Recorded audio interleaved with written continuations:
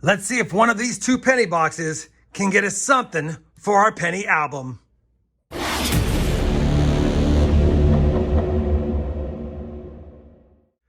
Hey everyone, it's RobFindsTreasure and welcome back to the channel. Holy smokes, we're already on boxes 337 and 338 of the Dansko Lincoln Penny Hunt and Fill series.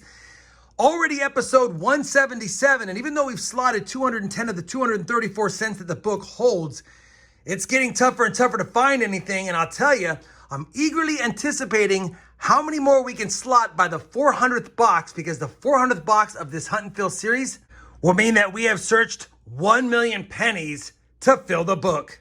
Now, like I said earlier, it's getting tougher to find them. We have 210 of the 234 slotted, and if we happen to find any Canadian small cents, we have 81 of the 115 slotted for those books. Unfortunately, these are only two DFW area boxes, and typically in my DFW area, I might get one, maybe two Canadians per box, so highly unlikely we'll add or upgrade any of those, but we'll keep our eyes out for them. All right, we're gonna keep this intro short. I've already popped both box tops and definitely saw that we had circulated cents. Looks like we could have a pretty good amount of copper in both, so I'm excited to see how we do for copper, but more importantly, how many wheat cents we can get and if we can slot any in our albums. You guys know the drill. We're gonna start hunting, and as soon as I have a find, I'll be sure to bring you guys back in. Roll number 2 of the box will give us our first wheat cent find of the box. Reverse facing, and that's a 1955 Denver. Roll number 9, wheat cent number 2. And that's a last year 1958 Denver with some corrosion on it. Just grabbed roll number 12 out of the box, flipped it around, and take a look at that. We've got a wheat cent ender. It'll make the third of the hunt, hopefully older than the 50s. That wheat cent ender for wheat cent number 3. It is older, 1942 Philadelphia. Roll number 14, wheat cent number 4 is a 1950 Philadelphia. Roll number 20 looks like it's going to give us a couple of wheat cents. I haven't even pulled anything out of the roll yet. I literally just opened it up, flattened it down, and saw that we had 2 wheat cents. One's right here, and it's going to be number 5 of the hunt. Take a quick peek at it together. And that's going to be a 1956 Philadelphia. And then wheat cent number 6 also barely peeking out. And that's going to be a 1945 Philadelphia. We'll take them. 6 wheat cents, and we're not even halfway done with the box yet. Roll 21. We have now 7 wheat cents found. And that's another 1958 Denver. Roll number 26.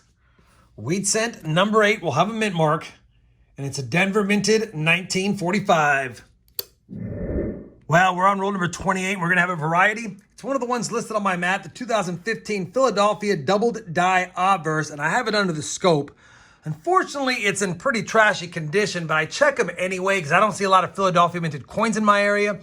And for a keen eye, even though it has damage, you can see there's notching here on the 2 with some extra thickness. We got an oblong shape because it's been doubled as well. You can even barely make out the doubling line. We've got some notching, and then of course the 5 has some extra thickness and some notching here. It's not the best example. I've shown them before, but it's most certainly a 2015 DDO. And if I find another one to compare in the next several rolls, I'll bring them both up together in the next clip. But either way, I will take it. 2015 Philadelphia DDO. It's got some environmental damage, unfortunately, but that's the way of the zinc cents nowadays. Still good to see it. All right, let me get back to hunting. 28th roll is almost done.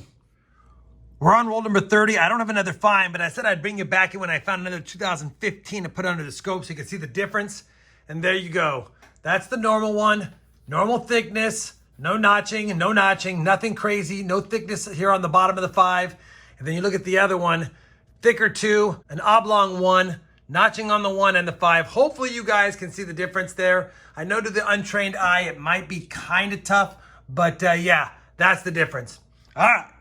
Now let's get back to the hunt. Roll number 31. We've made it to 9 wheat cents. It's a one we've already found, but it's in pretty nice shape.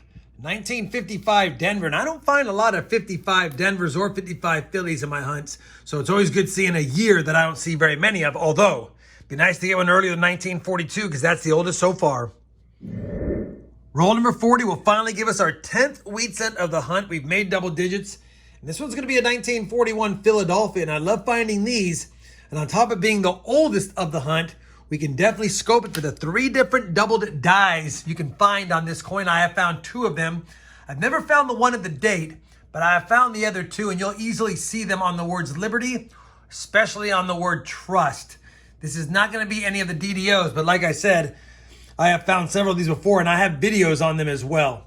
1941 Philly, our oldest of the hunt so far, still not below 1940, but we're getting there. 10 rolls left. Roll 47 is going to give us our 11th wheat cent, and it's our oldest, and it was exactly facing us. Take a look at this. 1917. Looks like it has a little bit of ring of death on it from being rolled up, but either way, 1917, 170-year-old cent found in circulation, and we'll take it. That's the oldest find so far, and like I said, now 11, and I got to get some lotion on my hands. Let's get back to the hunt. Same roll. We now have a dozen wheat cents. Wheat cent number 12 is going to be a 1952 Denver. Roll number 50 will give us a parting gift here. It's going to be wheat cent number 13, and that makes a baker's dozen. And that's a 1957 Denver. Let me finish up this roll and I'll be back with a recap of the first box of the 2-box hunt.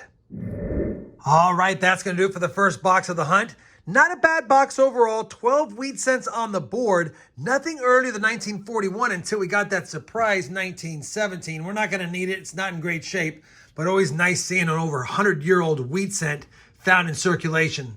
The find of the box, honestly, is going to be the DDO, even though it's not in the greatest shape. Just nice seeing it. I think this is like the 3rd or 4th one I have found, and probably the ugliest one of the ones I have found as well, but we'll take it. As far as the side finds here, only 1 Canadian. It is a 1980, so we'll take that. We got 5 1959s and 2 69Ss, none of which were the DDO, and surprisingly, no bright and shiny copper cents. Speaking of copper, kind of lighter than I thought. Only 2 pounds, 2 ounces. And man, it started off pretty hot. Then it was dead for about 20 rolls. And then it got hot again. But either way, 2 pounds, 2 ounces, a little bit lighter than I like. Typically 2 pounds, 8 ounces in a box is what I shoot for. So just under. Box number 1 is done. We'll get those put away. Cracking open box number 2. Like I said, it does look like it has decent copper. But I said that on the last box. And it ended up being a tougher copper hunt. All right, we're talking too much. I'll be back when I have a find in box number 2. Roll number 1 of box number 2 will give us our 14th wheat cent reverse facing. Looks like it could be old based on the damage. I'm hoping it is. You know what? Not only is it older, it's got a mint mark. 1928 Denver. I don't know if we need that one, but I don't recall finding very many of these in my hunts regardless. 1928 Denver, first wheat cent.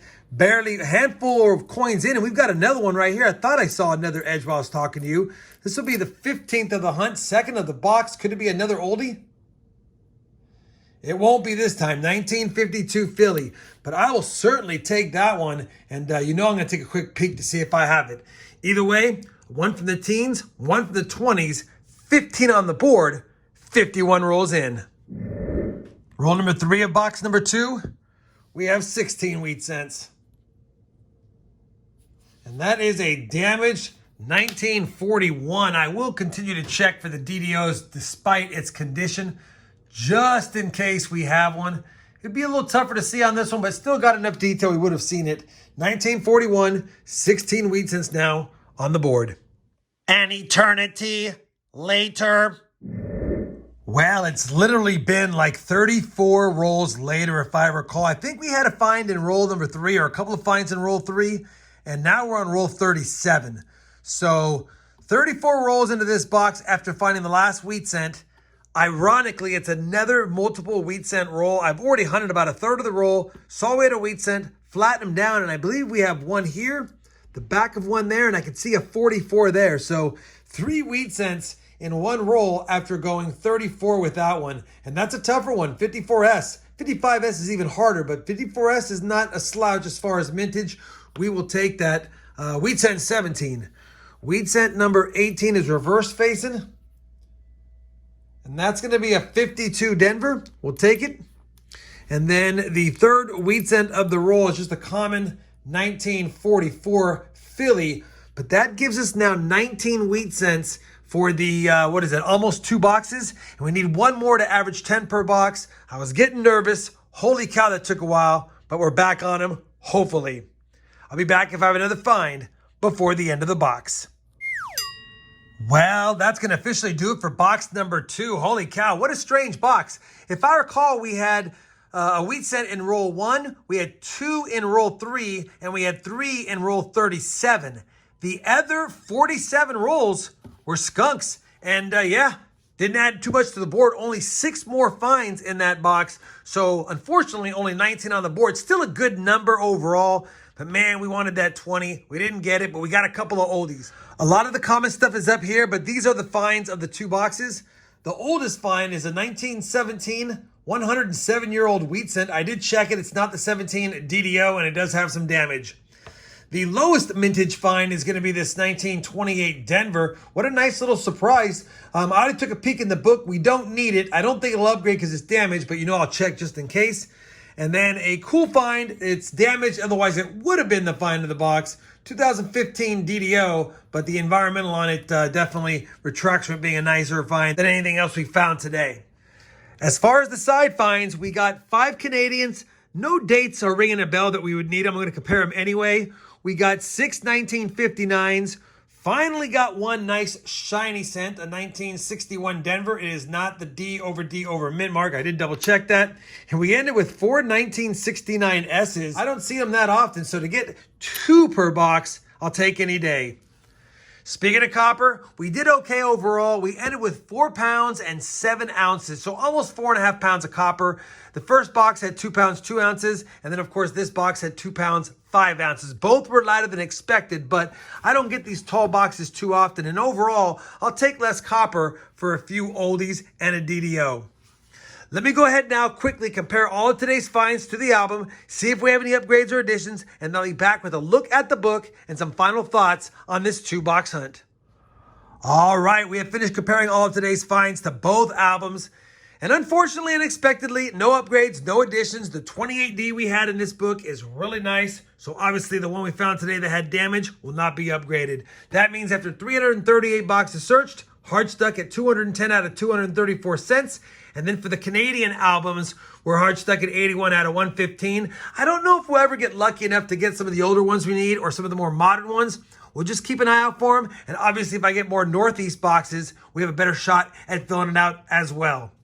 It was nice nabbing another DDO, although it's in rough shape. I'll still take it. It's always good finding varieties. I know a lot of you guys are hunting for them now, and that makes me happy. If you did enjoy this 2-box penny hunt, I certainly would appreciate that thumbs up.